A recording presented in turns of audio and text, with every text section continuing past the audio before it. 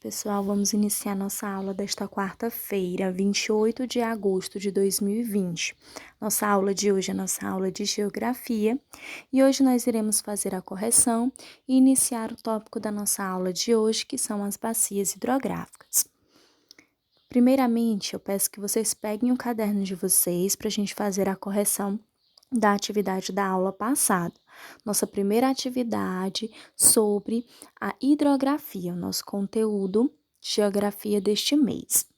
Primeira questão. De acordo com o que foi estudado em sala, que foi estudado nas videoaulas, explique como um rio pode ser originado. Nós estudamos que os rios, eles podem ser originados de fontes subterrâneas, de água das chuvas, do derretimento das geleiras, porque nós vimos que o rio é um curso natural de água. Ele é um curso natural de água e ele se origina das águas subterrâneas, que são das águas que existem no solo. Ele se origina graças à água das chuvas e se origina também graças ao derretimento das geleiras, né? Derretimento dos gelos. Eles dão origem às águas que formam os rios. Segunda questão. Os rios, eles podem se formar através das chuvas, das neves ou de fontes subterrâneas. A nascente, a foz, o leito e margens compõem um rio. Associe corretamente as partes do rio. Então, o rio, ele apresenta algumas partes, que é a nascente, que é a foz, que é o afluente e que é a margem. Então, vocês iam fazer a associação. Número 1, onde fosse nascente, 2, onde fosse foz, e 3, onde fosse afluente. Primeiro, lugar onde o rio deságua em outro rio. O lugar onde o rio deságua é chamado de foz. Foz é a parte do rio onde o rio deságua. É o local onde o rio deságua. Então, primeiro parêntese seria o número 2. Lugar onde o rio nasce. O lugar onde o rio nasce é a nascente. Nascente é chamado lugar onde o rio nasce. Então, o segundo parêntese seria o número 1. Rio que deságua em outro rio. O rio que deságua em outro rio é chamado de afluentes, né? O rio pode receber a água de outros rios e esses outros rios são chamados de afluentes. Então, o terceiro parêntese seria o número 3.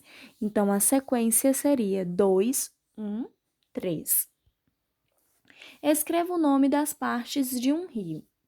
A primeira parte, essa partezinha lá em cima, é a nascente, que é o local onde o sol nasce.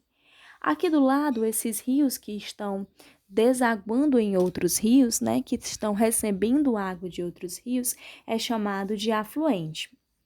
Essa parte aqui é o rio principal, é o curso do rio principal, e a foz é onde o rio vai desaguar, né, onde a água do rio deságua. Quarta questão. Explique a diferença entre rios perenes e rios temporários. Existem ainda dois tipos de rios, né, que nós estudamos. Os rios perenes, pessoal, são aqueles rios que nunca secam, ou seja, que o seu fluxo de água é contínuo, que nunca seca, tem água durante o ano todo. Já os rios temporários são aqueles rios que secam por um período de tempo, por um certo período do ano. Então, rios perenes são aqueles que nunca secam. Rios temporários são aqueles que secam por um determinado período. Nós até vimos que a maioria dos rios do Brasil são rios perenes, ou seja, são aqueles rios que nunca secam. Quinta questão. Relacione corretamente os rios de planície e os rios de planalto. Além dos rios perenes e dos rios temporários, nós estudamos também que existem outros dois tipos de rios, que são os rios de planícies e os rios de planalto. Os rios de planícies, como o próprio nome já diz, são aqueles rios que são utilizados para navegação, para pesca, para atividade de lazer, que não apresentam nenhum tipo de desvios, né, que são planos, que são retos. Já os rios de planalto são aqueles rios irregulares, que têm desníveis, que são formados por quedas d'água, que são cachoeiras, né? E eles não são utilizados para navegação, não são utilizados para pesca, eles são utilizados para geração de energia. Então, vocês iam ler essas definições, iam colocar número 1 quando é rio de planície e número 2 quando é rio de planalto. São utilizados para navegação. Rio de planície. O rio de planície é que é próprio para navegação, então seria o número 1. É usado para a geração de energia. Número 2, os rios de planalto. Podem ser construídos barragens. Número 2, também é o rio de planalto, né? Porque nós sabemos que é aqueles que têm as quedas d'água. Rios em terrenos mais planos. Número 1, que é o rio de planície. É aquele mais plano que não tem irregularidades. Quinta questão, vocês iam fazer a correspondência entre as duas colunas. Número 1, rio de planalto. Número 2, rio de planície. Número 3, rio temporário. Número 4, rio perene. E número 5, bacia hidrográfica. Só que aqui só tem 4 quadradinhos, ou seja, iria sobrar 1. Primeiro, são aqueles que nunca secam e dependem da água são aqueles que nunca secam, independente da época do ano.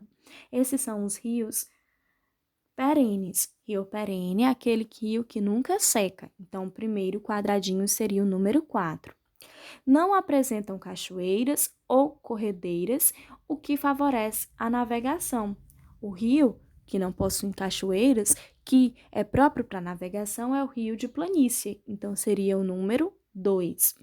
Podem apresentar cachoeiras e correntezas, o que favorece a instalação de usinas hidrelétricas.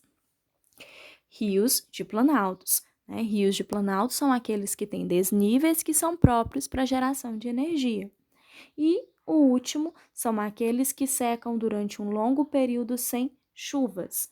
São os rios temporários, que são aqueles que secam durante um determinado período. Então, as sequências corretas seriam 4, 2, 1 e 3. Bom, pessoal, vocês façam a correção da atividade, coloquem o certinho nos que vocês acertaram, façam a correção do que vocês não acertaram ou do que vocês não conseguiram responder. E vamos para o tópico da nossa aula de hoje, que são as bacias hidrográficas. Agora, nesse momento da aula, eu gostaria que vocês pegassem o livro de vocês e colocassem lá na página 56.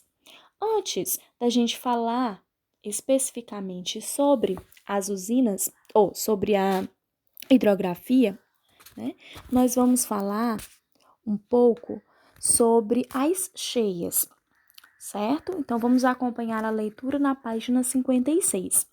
Em certos períodos do ano, o volume de água dos rios aumenta por causa do excesso de chuvas.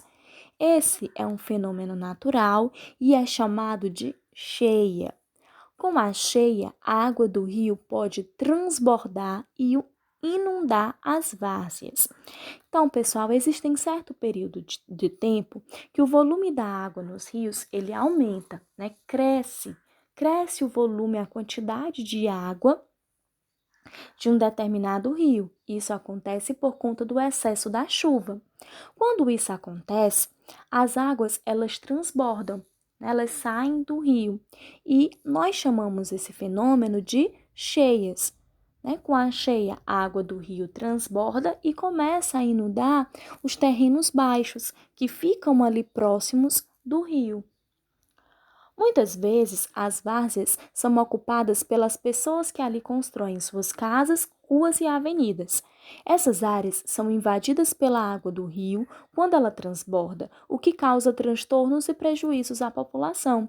Então, muitas vezes, essas regiões, esses terrenos baixos, próximos do rio, são ocupados por populações que constroem as suas casas ali próximas. E quando acontecem essas cheias, essa água da chuva, ela invade a água, as casas das pessoas, né, invade a rua e acaba causando prejuízos, né, e transtornos. As pessoas acabam perdendo os seus bens, a sua casa, os seus móveis, por conta dessas cheias. Além disso, as construções e o asfalto das ruas impedem que a água da chuva penetre na terra. Essa água vai direto para o leito do rio, que então transborda mais rapidamente. Então, essas construções e esse asfalto que é construído próximo dos rios impede que a água da chuva penetre a terra. Porque ele não consegue penetrar a terra, por quê? Porque tem as construções, tem um asfalto, né? Então ele não consegue penetrar o solo. E aí ele vai direto para o rio. Quando ele vai direto para o rio, acumula toda aquela quantidade de água e quando fica muito cheio, ele transborda, né? Ele transborda. Esse fenômeno, gente, a cheia, é um fenômeno natural que ocorre com regularidade. A cheia é caracterizada pelo preenchimento máximo do rio. É quando o rio já chegou no seu nível máximo, não cabe mais, acaba transbordando. É igual quando a gente vai encher um copo de água. Quando a gente enche aquele copo e já aquele copo não tem mais capacidade para aguentar aquela água, né? Fica tão cheio que o quê? Que transborda. A água sai daquele copo. O mesmo acontece com os rios, quando eles estão muito cheios, isso graças ao período da chuva. E a população que vive ali próxima, ela sofre com essas inundações dos rios, né? Por quê? Porque vai trazendo prejuízos para a população, né? A população, ela perde todos os seus bens materiais, a sua casa, né? E fica difícil de viver, porque às vezes aquela água, ela fica suja e pode trazer doenças, né? Então, acaba trazendo alguns prejuízos para a população que vive ali próximo. Aí no livro de vocês nós temos a imagem, certo, de um município de São Sebastião, no estado do Rio Grande do Sul, e aí nós temos a cheia, né, a inundação desse município, que é provocado pelo transbordamento do rio Caí. Essa foto é de 2017. Olha só como fica as ruas quando ocorrem essas inundações. Aí aqui na sexta questão ele pergunta assim: no lugar onde você vive, é comum ocorrerem inundações por causa do transbordamento dos rios? Não, né? Aqui em Piripiri não acontece isso. Não acontece essas inundações por causa da transbordação dos rios. Graças a Deus, esse fenômeno não acontece aqui onde nós moramos. E vamos agora, pessoal, falar um pouco sobre as bacias hidrográficas. Professora, mas primeiro eu gostaria de entender o que são bacias hidrográficas. O conjunto de terras que são banhadas por um rio principal e pelos seus afluentes é chamado de bacia hidrográfica. Então, bacia hidrográfica é todo aquele conjunto de terra, toda aquela terra que é banhada por um rio principal, né, e pelos afluentes daquele rio. No Brasil, as bacias hidrográficas, elas estão agrupadas em regiões hidrográficas. Aqui no Brasil, as bacias hidrográficas, elas estão divididas, cada uma em uma região hidrográfica.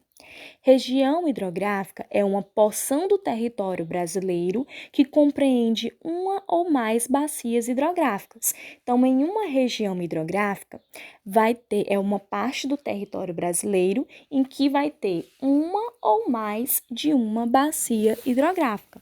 Então, as bacias hidrográficas brasileiras, elas estão divididas em regiões e essas regiões, elas podem possuir uma ou mais bacias hidrográficas. Então, aqui, pessoal, nós temos um mapa, vocês podem observar bem direitinho no livro de vocês, o mapa do Brasil e a divisão do território brasileiro pelas bacias hidrográficas. Essa maior bacia que nós temos aqui, essa bacia verde, é a bacia amazônica.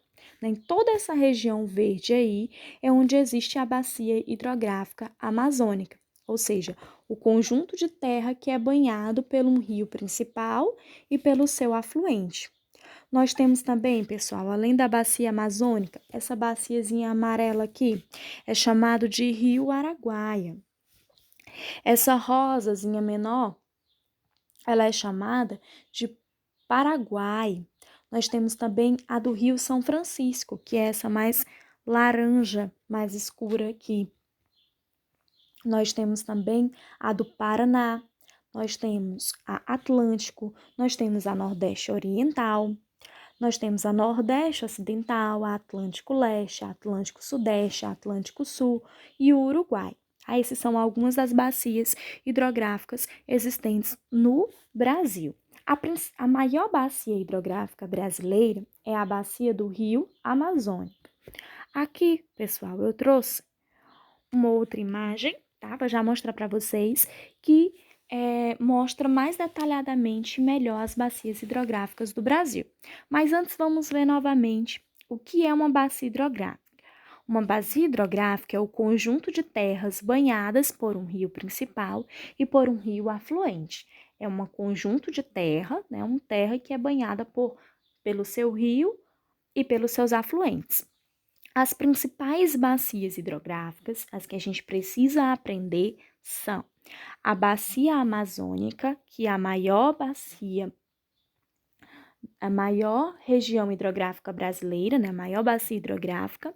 Nós temos a bacia do Rio São Francisco, nós temos a bacia do Rio Tocantins e a bacia do Rio Paraná. Esses são os principais e o que nesse momento nós devemos aprender e nos dedicar mais. As principais bacias hidrográficas do Brasil. A bacia amazônica, que é essa verde, é a maior do planeta. Ela abrange na América do Sul uma área de 6 milhões de quilômetros. Então, a bacia amazônica, ela é a maior do planeta, tá? De todo o planeta. Ela está no Brasil, mas ela também está em outros países da América do Sul. Nós temos a bacia do Tocantins, que a bacia do Tocantins, pessoal, é essa azulzinha aqui do lado, ó. Essa aqui é azulzinha. A bacia do Tocantins, ela ocupa quase de 10% do território nacional e é a maior bacia localizada inteiramente dentro do território brasileiro. A bacia do Tocantins, ela está somente no território brasileiro, então ela é a maior bacia localizada no território brasileiro. Nós temos a bacia do São Francisco, que também é totalmente brasileira, juntamente com a bacia do Tocantins. A bacia do São Francisco é essa cinza aqui do lado. Nós temos a bacia do Paraná, essa bacia é usada na construção de usinas hidrelétricas. Usina hidrelétrica, pessoal, são aquelas usinas que geram energia, que usam a água dos rios para gerar energia. Dentre elas, nós temos as Furnas, Maribondo e Binacional, Itaipu, Brasil e Paraguai. Aqui a bacia do Paraná, olha, essa bacia aqui, meio alaranjada, cor de pele, não é? E nós temos a bacia do Uruguai, que apesar de não ser muito usada por usinas hidrelétricas, podemos destacar as usinas de Garibalda, Socorro, Iraí e Pinheiro. A bacia do Uruguai, pessoal, é essa bem aqui, um verdezinho mais escuro, tá? Então, a bacia amazônica, ela é a maior bacia, ocupa o maior conjunto de terra banhados por rios e seus afluentes, só que a bacia amazônica, ela não está totalmente no Brasil, ela é a maior do planeta. A bacia do Tocantins, ela é a maior bacia localizada no Brasil, inteiramente no Brasil. Então, a maior bacia hidrográfica que é localizada inteiramente no Brasil é a bacia do Tocantins. A bacia do São Francisco também é totalmente brasileira. A bacia do Paraná, ela é usada na construção de usinas hidrelétricas para gerar energia elétrica. E a bacia do Uruguai, apesar de não ser usada, apesar de não ser muito usada por usinas hidrelétricas, existem algumas usinas que são originadas por conta dessa bacia. Ok, pessoal? Aí aqui nós temos a nossa atividade de hoje. Na atividade de hoje, vocês vão dizer o que é uma bacia hidrográfica, depois, qual é a maior bacia hidrográfica brasileira, ocupando mais da metade do nosso território. Então, qual é a maior bacia hidrográfica brasileira? Qual é a maior de todas? Terceira, quantas bacias hidrográficas existem no Brasil? Quantas bacias hidrográficas existem no Brasil? Vocês vão encontrar lá no livro, na página 57. Quarta, qual bacia hidrográfica cujo principal rio é totalmente brasileiro? Qual é a bacia hidrográfica que o rio ele é totalmente brasileiro? É o Bacia do Paraná, a Bacia Leste, Bacia do Paraná, Bacia do Rio São Francisco ou nenhuma das alternativas? Qual é a bacia hidrográfica cujo principal rio ele é totalmente do Brasil? Observe o mapa da hidrografia do Brasil e responda. De acordo com o mapa, o Brasil possui quantas bacias hidrográficas? Quantas bacias hidrográficas ele tem? Ao observar o mapa, qual é a maior bacia hidrográfica do Brasil? Qual é a maior de todas? Observe o mapa e marque apenas a bacia que o Rio São Francisco faz parte. O Rio São Francisco, ele fica em qual bacia? E aqui, pessoal, a 7ª questão, ela saiu um pouco fora aqui do slide, mas vocês irão identificar as principais bacias hidrográficas do Brasil. Aqui nós temos o número 1, 2, 3, 4 e 5. Vocês vão colocar número 1, qual é a bacia hidrográfica que fica no número 1? Número 2, qual é? Número 3, qual é? Número 4 e número 5. Vocês irão identificar, certo? Quais bacias hidrográficas correspondem a cada número. Ok, pessoal? Essa foi a nossa aula de hoje. Até a próxima aula.